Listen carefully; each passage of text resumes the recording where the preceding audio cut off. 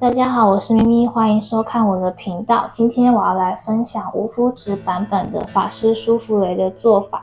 最近我迷上了这道咖啡厅点心，它的材料很简单，但做法需要有一点技巧。在咖啡厅一份卖到大概200多块，所以今天我决定来实现舒芙蕾自由，自己在家动手做。首先我们来准备模具的部分，今天我准备的是直径10公分的烤碗。做舒芙蕾第一点需要注意的地方就是帮烤碗涂上奶油的时候，奶油需要准备一个刷子，碗壁的部分需要垂直的刷，才可以让舒芙蕾长高。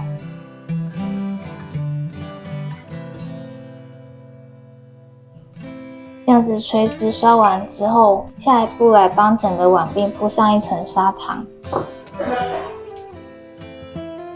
撒砂糖的时候，记得也不要太吝啬，整个碗壁都要均匀的铺上。这个也是帮助舒芙蕾长高的重要关键。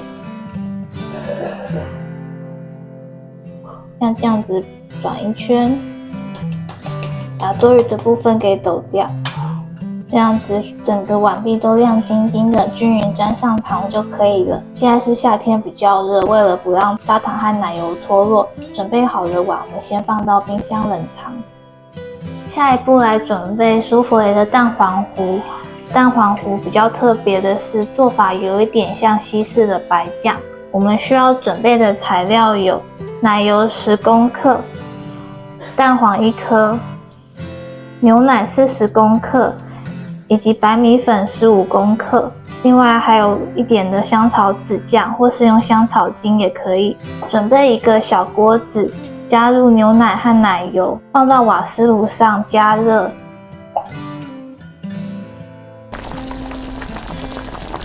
自融化冒泡之后离火，然后分次加入白米粉拌匀。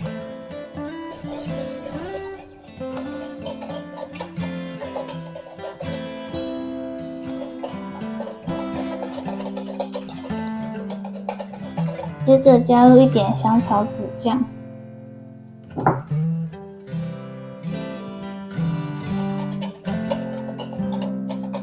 接着在一回瓦斯炉上用小火加热，这个时候要注意，要一直搅拌，避免它很快就结块。然后像这样子有点糊状，底部有一点点结块的时候就离火，然后把这些小的结块给搅散。最后你得到的成果会是这样子，很像奶油白酱的粘稠感觉。把蛋黄也加进来，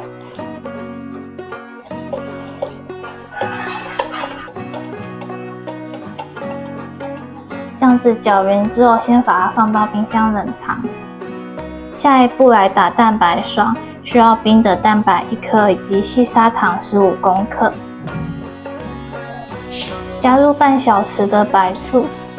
可以帮助蛋白霜打发。先用低速打到有大的鱼眼泡泡，再加入砂糖，用低速拌匀。接着用中低速打到湿性发泡。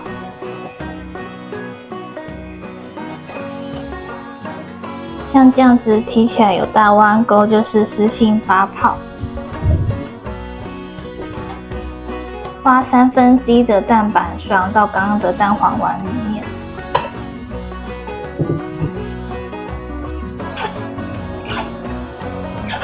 把它搅拌均匀，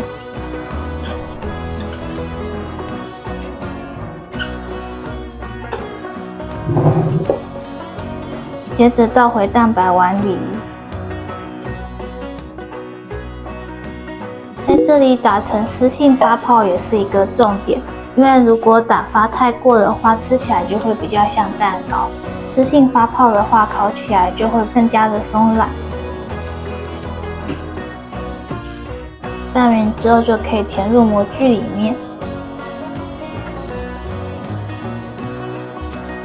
稍微抖动一下，把表面弄平，气泡的部分把它给弄破。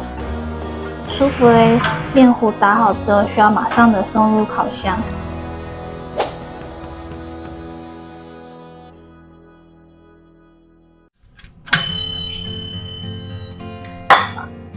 热腾腾的舒芙蕾出炉，舒芙蕾是一道刚出炉就要马上吃掉的点心，在5分钟之内它就会完全的塌陷下去。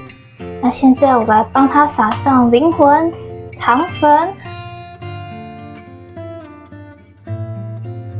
敲下去是非常有弹性，有点像布丁会回弹。